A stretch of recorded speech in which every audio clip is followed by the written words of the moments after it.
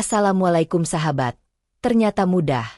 Bayangkan seorang gadis desa, wajahnya polos, matanya penuh harapan. Ia pamit pada ibunya, memeluk dengan erat, sambil berjanji akan segera kirim uang dari negeri seberang. Tapi tak sampai seminggu, tubuhnya sudah dibaringkan di atas ranjang operasi. Tangannya diikat, wajahnya pucat, dan air matanya jatuh pelan tanpa suara. Jarum suntik menusuk kulitnya, tapi patah. Pisau menempel di perutnya, tapi tak bisa melukai. Di saat nyawa tinggal sejengkal, sesuatu dalam darahnya tiba-tiba bangkit. Apa sebenarnya rahasia dari tubuh wanita ini? Namun sebelumnya bagi yang beragama Islam saya sarankan untuk menuliskan sholawat Nabi Muhammad agar kelak sholawat ini menjadi saksi untuk mendapat syafaat di akhirat.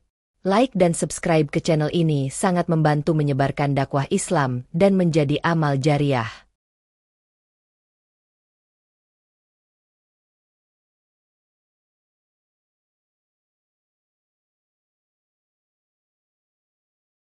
Langit sore itu merona jingga di atas hamparan sawah yang mengering di desa Dukuh Mulia, Indramayu. Angin kering berhembus menyapu dedaunan padi yang mulai merunduk. Di teras rumah panggung yang sudah dimakan usia, Nurlaela Ramdhani duduk termenung, menggenggam ponsel kecil milik tetangganya yang ia pinjam untuk mencari pekerjaan. Ia menatap layar itu dalam diam. Di sana, terpampang sebuah iklan. Dicari pekerja wanita untuk restoran ternama di Kamboja. Gaji 8 juta per bulan. Bebas biaya visa dan tiket. Boleh tanpa pengalaman. Detak jantung Nurlaela berdegup kencang. Sudah lama ia ingin keluar dari kemiskinan yang mencekik keluarganya. Sejak ayahnya meninggal 5 tahun lalu karena terseret arus banjir, kehidupan mereka makin berat. Ibunya hanya buruh cuci, kadang bantu tani kalau ada panggilan. Adik-adiknya masih kecil. Dan Nurlaela sendiri harus putus sekolah di kelas 2 SMA karena tak sanggup beli seragam. Di dapur reot, ibunya, Bu Mahsunah, tengah menggiling sambal dengan ulekan batu. Tangannya kasar, kulitnya pecah-pecah karena deterjen dan kerja berat. Nurlaela mendekat dengan langkah pelan, lalu menyodorkan ponsel. Bu, kalau aku kerja di luar negeri, gaji 8 juta sebulan. Bu, kita bisa bayar hutang, beliin baju sekolah buat Rani, terus ibu gak usah kerja berat lagi. Bu Mahsunah menghentikan ulekannya. Ia menatap wajah anak sulungnya itu dengan mata yang mulai berkaca. Nur, hidup di negeri orang itu gak gampang. Nak, banyak yang pergi, gak pulang. Banyak yang dijanjikan, tapi ditipu. Suaranya bergetar. Tapi di balik itu semua, ia tahu, tak ada pilihan lain. Hidup sudah terlalu berat untuk terus bertahan hanya dengan harapan. Ia bangkit dan masuk ke kamar. Tak lama, ia kembali membawa botol kecil dari bambu tua yang dibungkus kain putih. Minyak di dalamnya berwarna kehijauan, beraroma rempah yang khas. Ini minyak dari nenekmu. Dulu ibu pernah digigit ular sawah. Nyaris mati. Tapi minyak ini, dan doa dari Embah, bikin ibu sembuh seketika. Ilmu ini namanya rawa rontek. Jangan pakai sembarangan.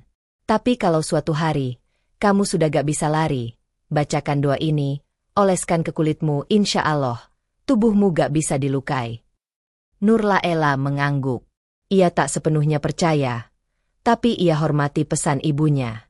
Hari-hari berikutnya, segalanya terasa cepat. Mbak Dinar, wanita berpakaian rapi dan ramah, menjemputnya di alun-alun. Langsung bisa berangkat minggu depan. Nur, cuma kamu yang lolos. Yang lain belum ada slot, katanya sambil tersenyum. Nurlaela dijanjikan gaji besar, fasilitas lengkap, dan tempat tinggal gratis. Ia hanya perlu paspor. Maka dengan uang hasil pinjaman koperasi desa, ia mengurus semuanya. Hatinya campur aduk, antara takut dan harapan. Tapi yang lebih kuat adalah tekad, ingin membuat hidup keluarganya berubah. Akhirnya hari keberangkatan tiba. Dari Bandara Soekarno-Hatta, ia terbang menuju Phnom Penh. Duduk di dekat jendela, Nurlaela memandangi langit, sembari menggenggam erat botol kecil pemberian ibunya. Ia kenakan kerudung coklat tua, dan hanya membawa satu ransel kecil. Sesampainya di bandara, ia dijemput oleh seorang pria berpakaian sopan bernama Pak Vico. Ia tak banyak bicara, hanya meminta Nurlaela mengikuti dari belakang. Mobil yang mereka tumpangi melaju ke arah luar kota. Bukan ke restoran, tapi ke sebuah kawasan sunyi di pinggiran ibu kota. Sebuah bangunan putih berdiri di ujung jalan kecil. Dari luar tampak seperti klinik, tapi tak ada papan nama. Jendelanya ditutup tirai. Tak ada aktivitas. Ini tempat pelatihan dulu, kata Pak Vico singkat. Ia tersenyum, tapi tak ada kehangatan di sorot matanya. Begitu masuk, Nurlaela merasakan hawa dingin. Aroma alkohol dan antiseptik menusuk hidung. Lorong panjang membentang ke dalam. Seorang perempuan berseragam putih menyambut mereka dengan clipboard di tangan. Ia berbicara dalam bahasa asing, lalu menunjuk ke sebuah ruangan. Pintu ruangan itu berat, berbahan logam, dan langsung dikunci dari luar saat Nurlaela masuk. Di dalamnya, sudah ada 5 wanita lain. Wajah-wajah asing, sebagian mengenakan kerudung, sebagian tidak. Semuanya tampak pucat dan lelah. Mereka hanya menatap Nurlaela, tapi tak ada yang bicara. Di sudut ruangan, tikar usang tergelar. Tak ada ranjang. Hanya 2 galon air minum dan 2 piring nasi dingin. Nurlaela berdiri kaku.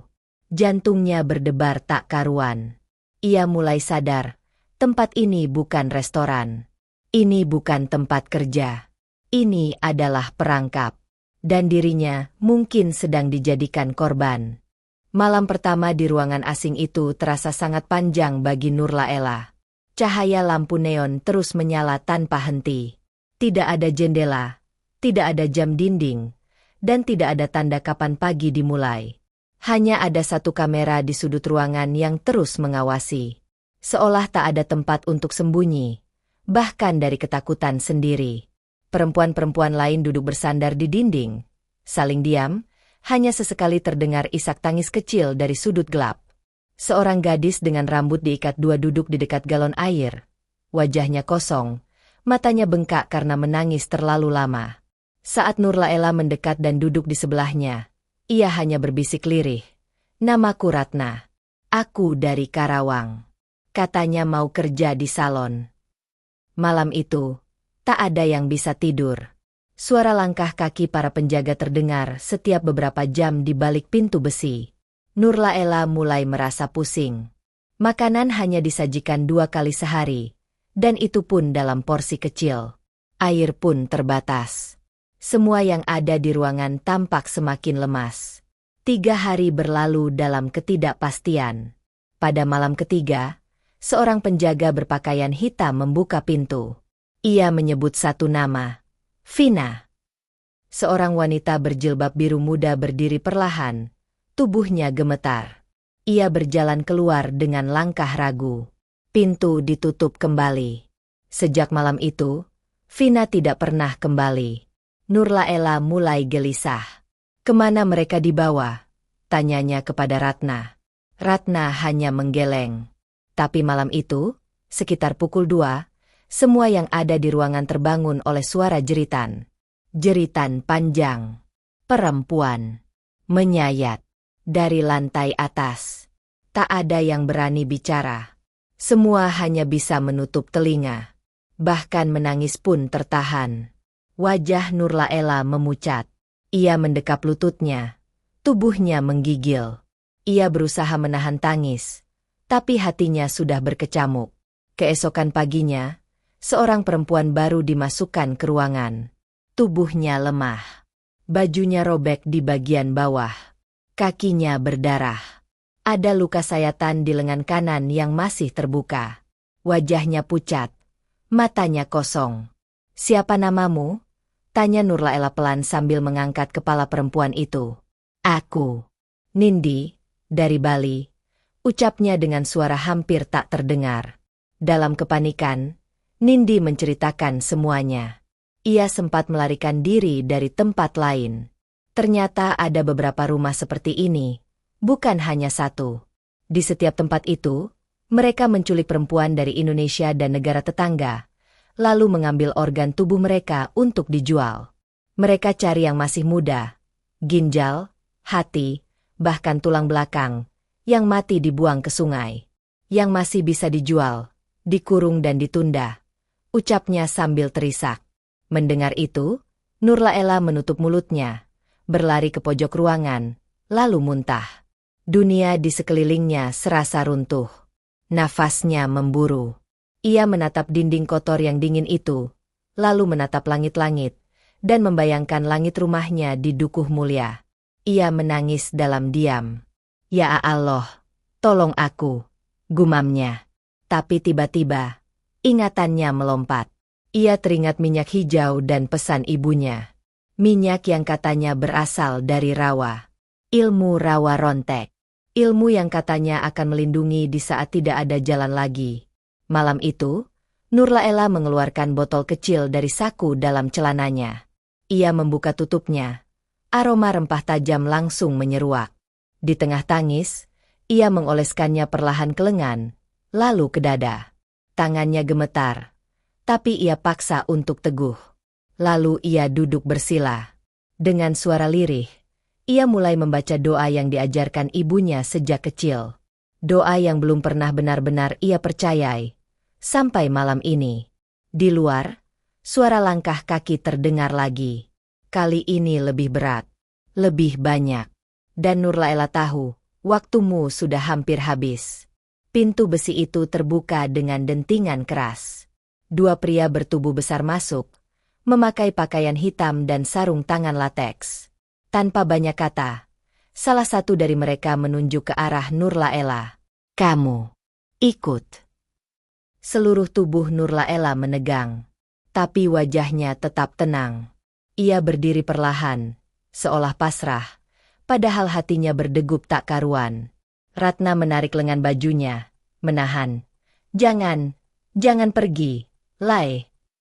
Namun Nurlaela hanya tersenyum kecil, mengusap kepala Ratna lalu berjalan pelan mengikuti para penjaga. Langkahnya mantap, tapi dalam dadanya, ia terus membaca doa yang diajarkan ibunya. Kalimat demi kalimat, seperti mantra yang menguatkan jiwa.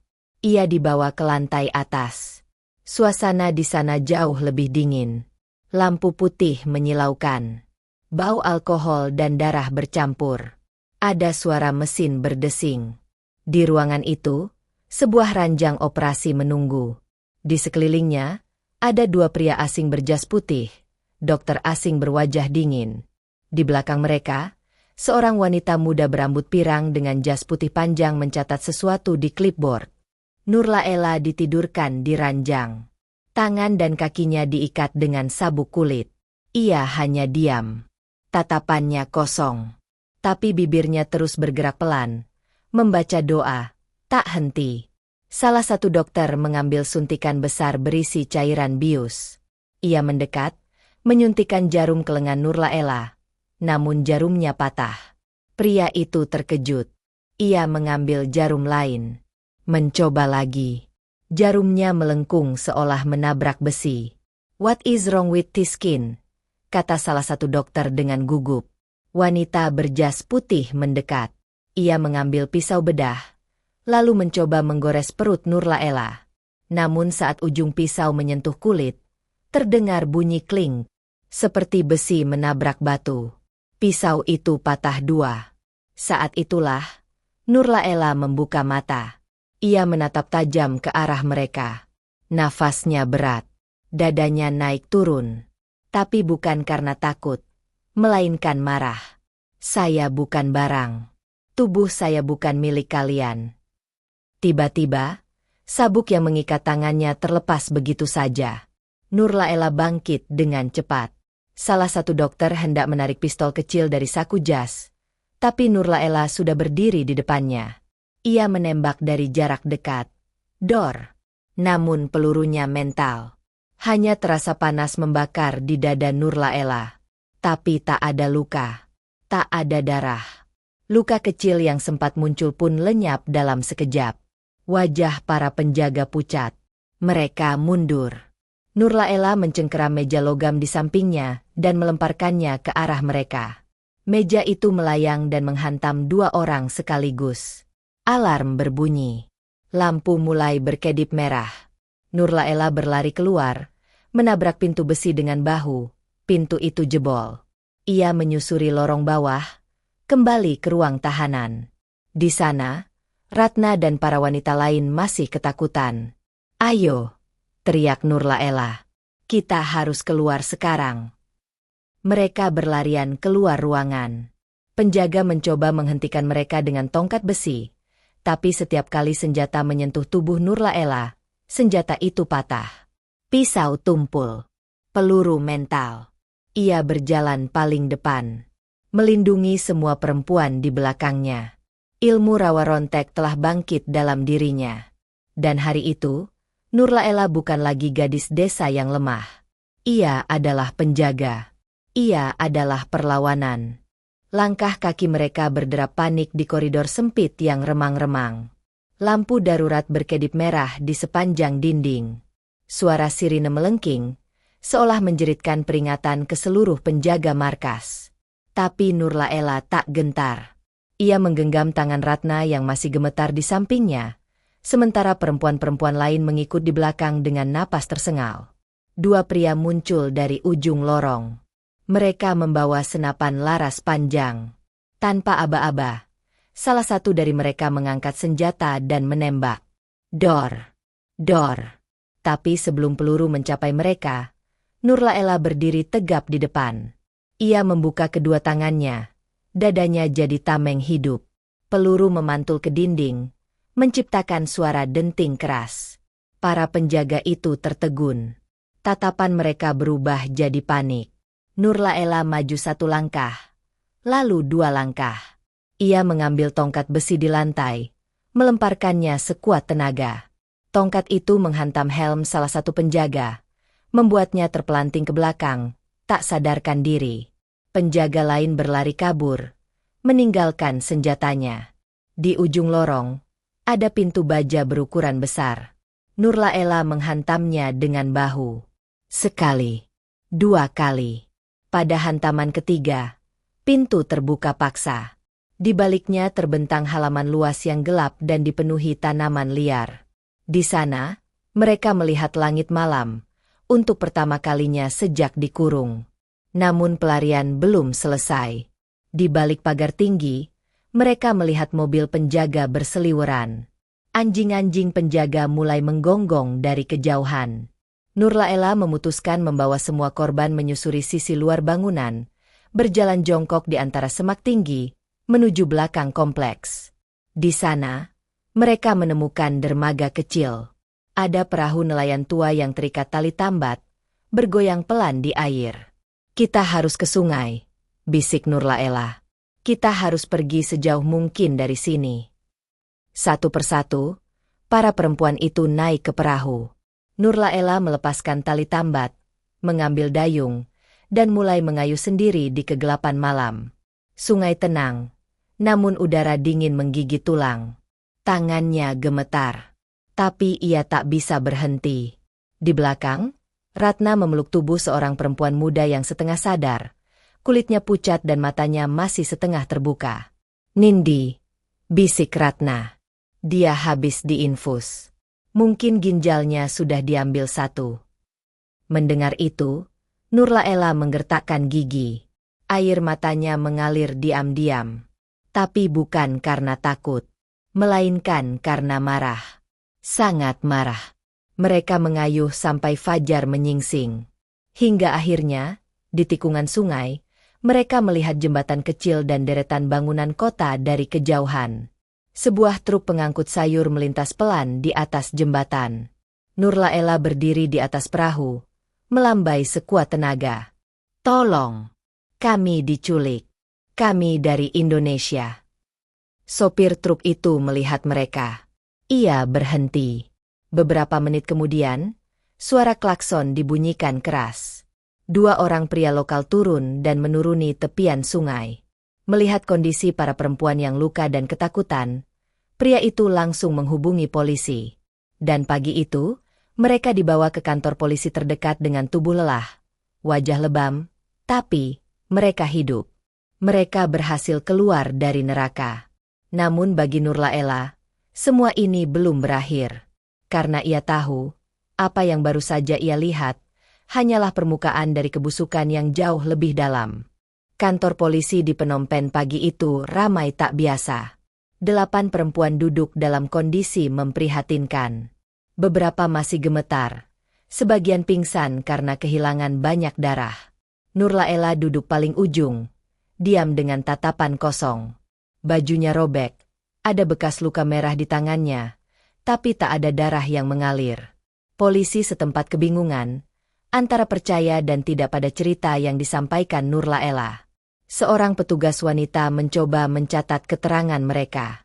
Tapi saat tiba giliran Nurlaela, ia hanya menjawab singkat. Saya diselamatkan Allah. Saya bukan siapa-siapa. Di luar kantor, sepi berubah menjadi mencurigakan. Sebuah mobil hitam berhenti.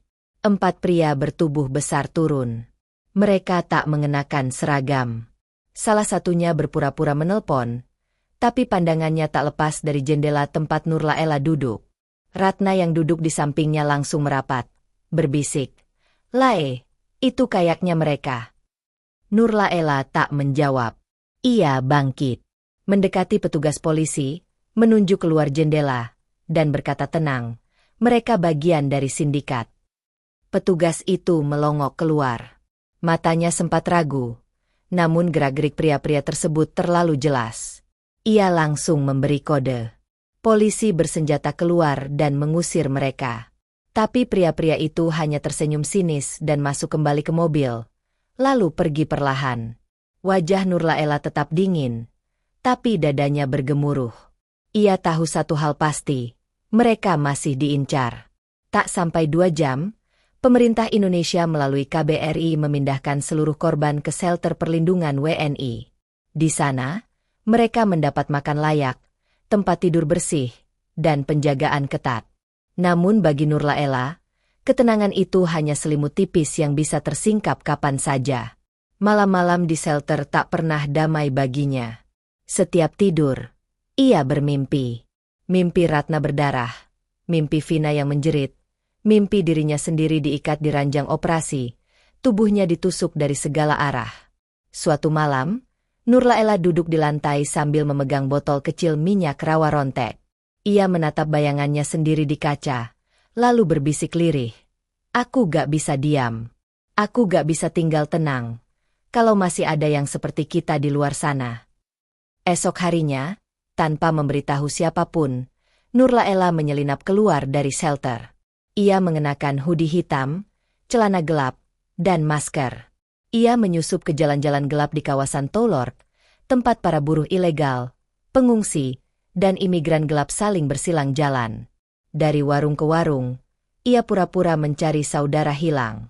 Banyak yang tak berani bicara. Namun di sebuah sudut pasar, seorang pria tua penjual rokok memberi petunjuk samar.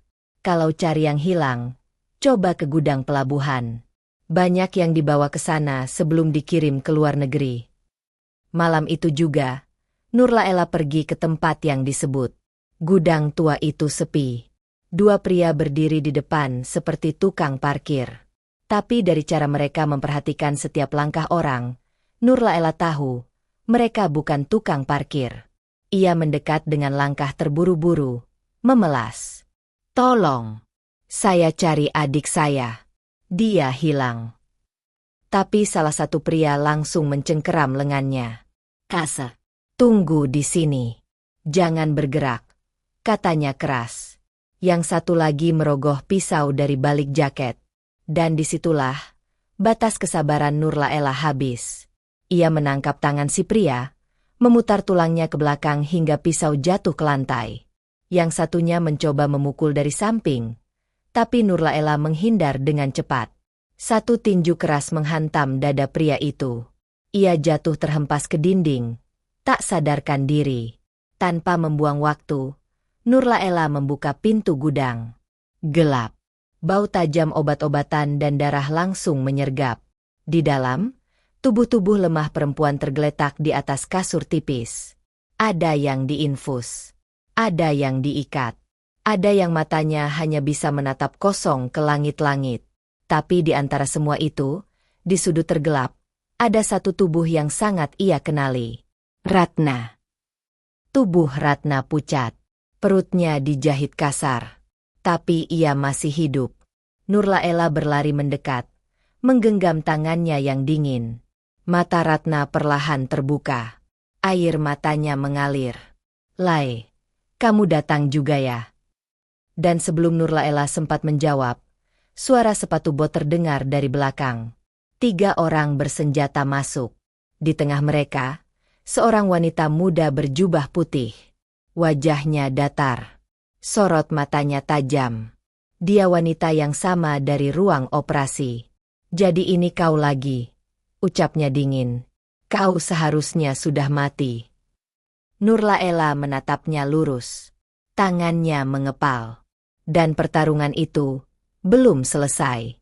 3 minggu setelah kejadian di gudang pelabuhan, hidup Nurlaela tak pernah sama. Ia bukan lagi korban. Ia kini menjadi senjata. Interpol Asia datang menemuinya, membawa berkas tebal berisi nama-nama, foto-foto, dan jaringan yang tersebar lintas negara. Di antara semua foto itu, satu wajah membuat matanya membara. Wanita berjas putih dengan mata tajam, Dr. Juliette van Acker. Dia bukan dokter biasa, ucap agen Interpol dengan nada rendah. Dia pengatur lelang organ hidup terbesar di Asia Tenggara. Markasnya berada di perbatasan Kamboja dan Thailand. Kami butuh saksi kuat. Kami butuh yang bisa menyusup. Nurlaela menatap mereka dalam diam. Lalu ia berkata, bawa aku ke sana. Biar aku sendiri yang mengakhiri ini. Mereka melatih Nurlaela dalam segala hal. Bahasa, strategi penyamaran, membaca pola penjagaan, hingga teknik bertahan hidup di ruang tertutup. Tapi mereka tak pernah tahu bahwa Nurlaela menyimpan kekuatan jauh lebih besar dari itu. Ilmu rawa rontek, darah sakti warisan leluhur Indramayu, telah bangkit penuh di dalam dirinya. Beberapa hari kemudian, ia menyamar sebagai TKW asal Filipina yang bersedia menjual ginjal secara sukarela. Ia menyusup ke fasilitas bernama Green Haven International, sebuah klinik elit dengan taman indah di luarnya, namun menyimpan neraka di dalamnya. Hari pertama, ia ditempatkan di ruang isolasi. Kamera tersembunyi mengawasi setiap geraknya. Tapi Nurlaela tak gentar. Ia hafalkan pola pergantian penjaga, jalur evakuasi, posisi tombol alarm. Hari keempat, listrik tiba-tiba padam. Sebuah alat kecil dari Interpol telah diselipkan di sakunya, pemutus arus magnetik yang hanya bisa digunakan sekali. Dalam gelap, ia berganti pakaian menjadi seragam medis yang dicurinya dari ruang peralatan. Lalu ia menyusup ke lantai 2, tempat ruang donor paksa dilakukan. Lorong itu dingin, sepi, tapi di ujungnya, sosok yang ditunggu berdiri. Dr. Juliette menatapnya dari jauh. Kau seharusnya dikubur. Nurlaela menatap tajam. Dan kau seharusnya dibakar bersama dosa MU. Juliette berteriak memanggil penjaga. Tapi Nurlaela sudah lebih dulu bergerak. Tinju pertama menghantam rahangnya. Tubuh Juliette terhempas ke dinding. 2 pria bersenjata masuk dari belakang. Satu menghantam punggung Nurlaela dengan popor senapan. Tapi ia berdiri lagi. Tak ada darah. Tak ada luka. Pertarungan pecah. Suara dentuman membangunkan pasien-pasien di karantina. Mereka menjerit, berlarian. Dalam kekacauan itu, Nurlaela membuka semua pintu tahanan, membebaskan para korban satu demi satu. Tangis dan teriakan bercampur dalam lorong sempit. Di luar, tim Interpol menyerbu masuk. Sirine meraung, tembakan bersahutan. Tapi Nurlaela hanya punya satu fokus, menangkap Juliette. Wanita itu kabur ke ruang bawah tanah. Nurlaela mengejarnya, menuruni lorong sempit dengan cahaya remang. Di sana, Juliette membuka lemari besi, mengambil pistol perak. Aku ini dokter. Aku menyelamatkan nyawa. Organ yang kami jual menolong banyak orang, teriaknya. Tapi kau membunuh lebih banyak dari yang kau selamatkan, jawab Nurlaela dingin. Dan sekarang, waktumu sudah habis. Juliette menembak 3 kali. Semua peluru mental. Yang terakhir, Nurlaela tangkap dengan tangan kosong. Dengan kekuatan penuh, ia menjatuhkan Juliette, mengikatnya dengan kabel medis, lalu menyeret tubuh itu keluar, melewati koridor berdarah, melewati puluhan korban yang ia selamatkan. Hari itu, markas iblis runtuh.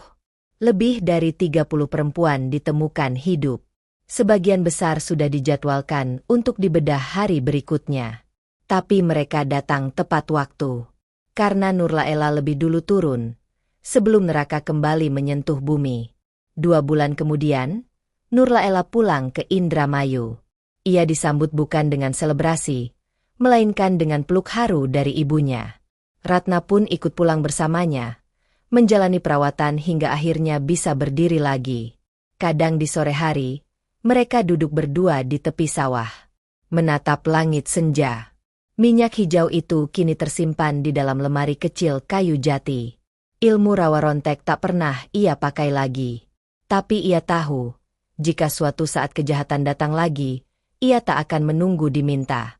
Karena darah pejuang mengalir dalam dirinya. Dan bagi para korban yang belum sempat diselamatkan, Nurlaela bersumpah, ia akan terus memburu. Sampai tak ada lagi tubuh yang dijual. Sampai dendam itu benar-benar padam.